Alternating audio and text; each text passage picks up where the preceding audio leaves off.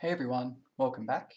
In this video, we're going to go through the next part of the Flappy Spaceship workshop, where we start to consider how the spaceship's going to crash.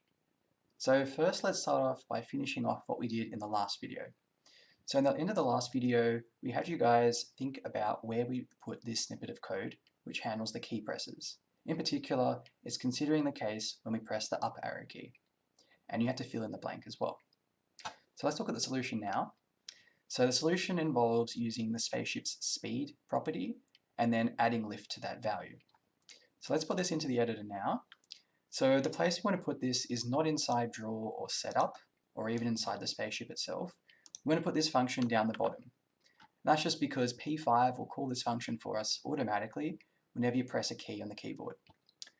So we've got it down there, and let's put in speed and let's test it out. And now you can tell when we press the up arrow key, it moves up. And if we go off the screen, the top or the bottom, nothing yet happens. We'll get to that in a moment.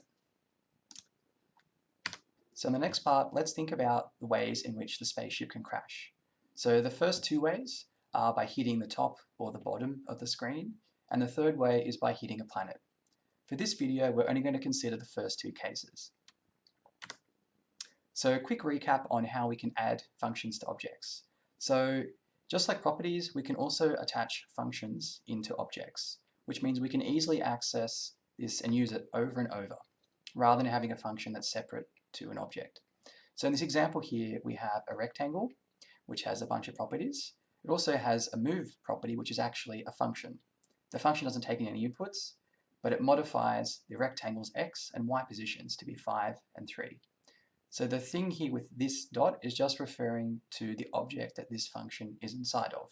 So in this case, you could replace this dot with rectangle, but it's just easier to use this dot instead.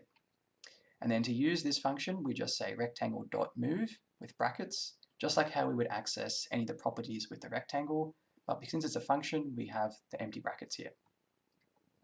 So let's see how we can use this to create a function to help us reset the game. So let's make this function called die, which will be attached to the spaceship object.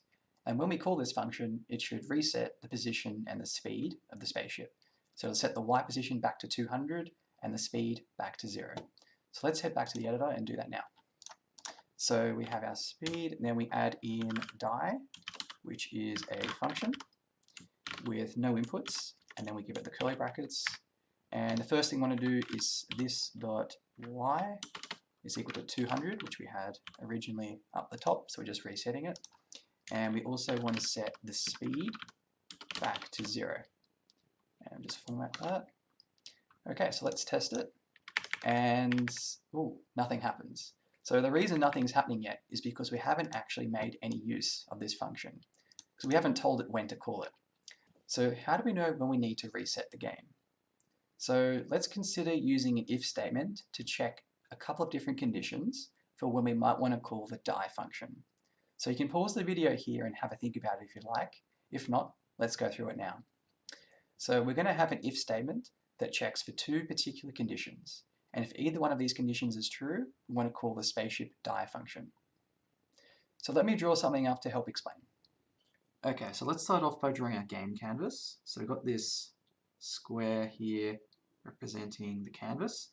So we have our y direction going along here, which starts at 0 and goes all the way down to 400. And then we've got our x direction, which goes over here, also starts at 0, and it also stops at 400 pixels. And then somewhere inside here we have our spaceship, which is represented by the circle. And when we're playing the game normally, it's moving up and down along the vertical axis, along the y-axis, and its x position is always going to be 100 pixels, since we've defined that before. So as you play the game, there's a chance that you might go off the top of the screen, and it ends up somewhere up here. In this case, the y value would be less than 0, to be somewhere above, and if you go below the screen, so somewhere down here, the y value is going to be something bigger than 400. So we've got something bigger than 400 down here, and something less than 0 up the top.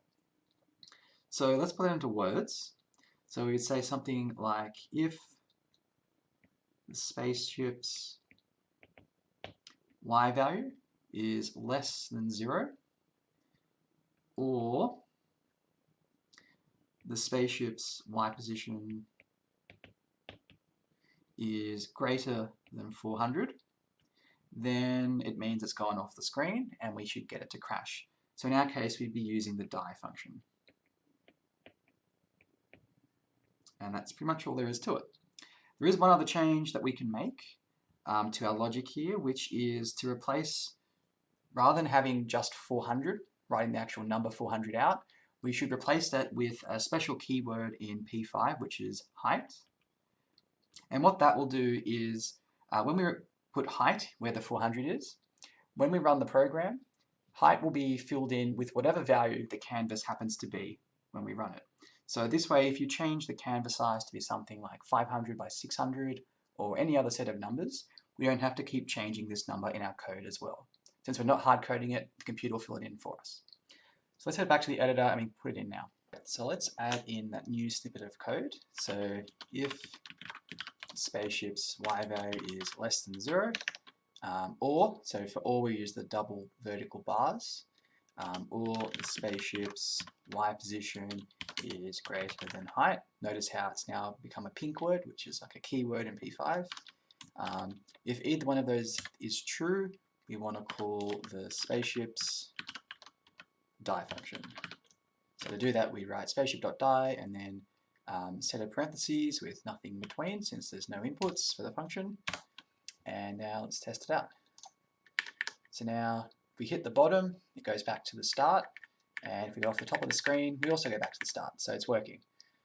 There is one other small change that we could make if we want to, which is, notice how if I go off almost off the top of the screen, it doesn't count as hitting the wall yet. Same with the bottom. If I kind of hover a bit, you can see that it's not actually counting as hitting the wall unless it goes about halfway off.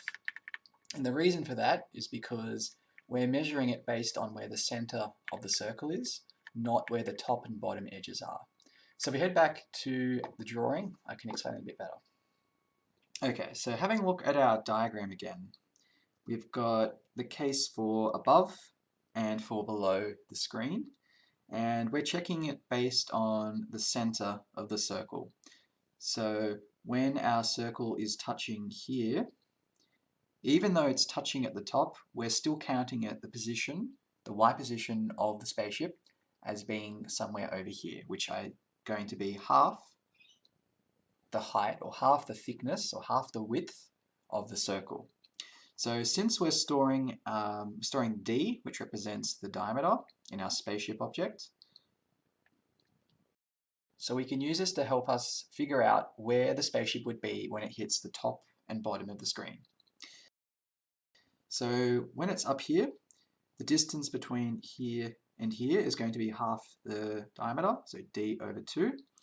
And when it's going down touching the bottom of the screen, so along here, it's going to be 400, which is our height, so 8 height, minus, since we're going up a little bit, it's going to be d over 2 again.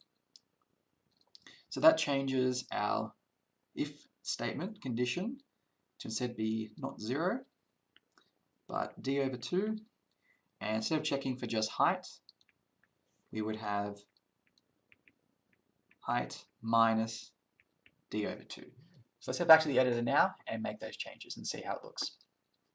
Alright, so let's make that change now. So let's put d, instead of just saying d, we'd have to do spaceship.d over 2, and same thing over here, minus spaceship.d over 2. Let's put those in brackets, that's a little bit clearer what we're checking. And now let's try it again. So if the bottom of the circle touches the bottom of the screen, you can see that it resets. And if the top of it hits the top of the screen, it also resets. So there we go. We've got the basic functioning Flappy spaceship game. In the next few videos, Liv will take you through the next part of the workshop, which will be introducing the planets, which are the obstacles that the spaceship's going to have to avoid. Hope you found this interesting and you learnt something, and we'll see you in the next videos.